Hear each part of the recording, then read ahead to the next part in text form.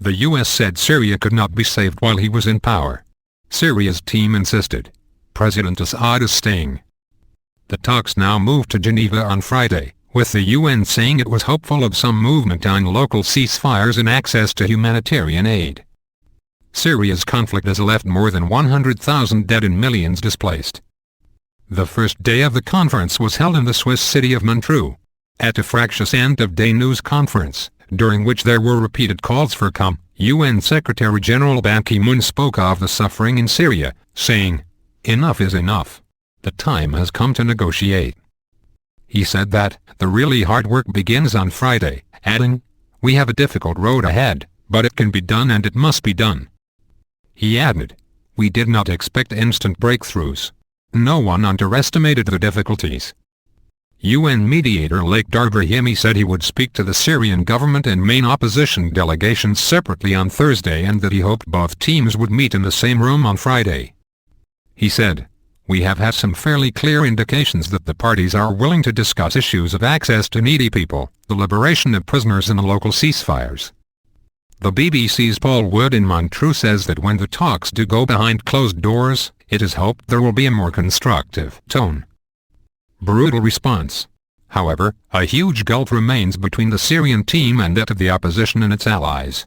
U.S. Secretary of State John Kerry said, "There is no way possible in the imagination, that the man who has led the brutal response to his own people could regain the legitimacy to govern. One man and those who have supported him can no longer hold an entire nation and a region hostage." However, earlier in the day, Syrian Information Minister Amran al-Zawbi told reporters, "There will be no transfer of power and President Bashar Assad is staying." Syria's UN ambassador Bashar Yafari said the government was willing to discuss all aspects of Geneva communique, which lays out a political transition plan for Syria. However, he questioned some parties over their obsession that if they get rid of Bashar al-Assad things will be better in Syria.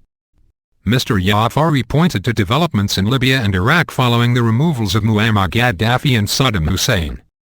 He also condemned many of Wednesday's speeches, by 40 or so foreign ministers, as provocative and repetitive statements based on hatred towards the Syrian government. The Syrians also expressed anger at the withdrawal of an invitation to the talks to its key ally, Iran. Another key sticking point is the Geneva I communique, agreed at previous summit, which calls for a transitional government in Syria with full executive powers and which forms the basis of this new round of talks. Mr. Kerry said, "Every delegation, with one exception, embraced the Geneva communique," he said, referring to the Syrian government. Mr. Ban said he was disappointed with the attitudes of both the Syrian government and Iran.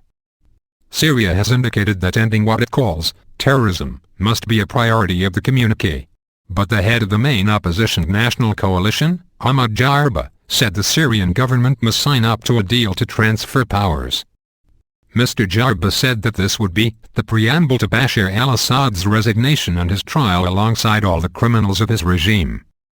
His comments came during a bitter morning exchange during which Syria's Foreign Minister Walid Muallim said some of states attending the talks had Syrian blood on their hands, and that the opposition were traitors.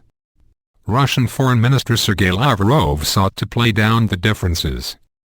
He said, "As expected, the sides came up with rather emotional statements, they blamed one another." But he added, "For the first time in 3 years of the bloody conflict, the sides, for all their accusations, agreed to sit down at the negotiating table."